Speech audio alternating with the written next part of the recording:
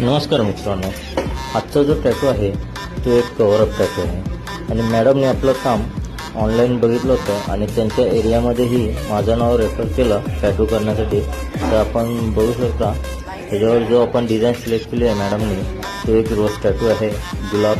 आणि टॅटू खूप सुंदर झालेला आहे, आपल्याला ह्या नक्की आवडेल.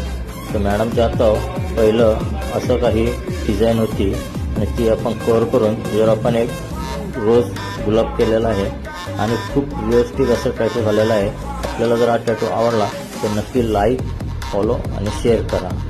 आणि चला तर बघू आपण याचा फायनल रिझल्ट. आपण बघू शकता टॅटू खूप सुंदर आणि रिअलिस्टिक झालेला आहे.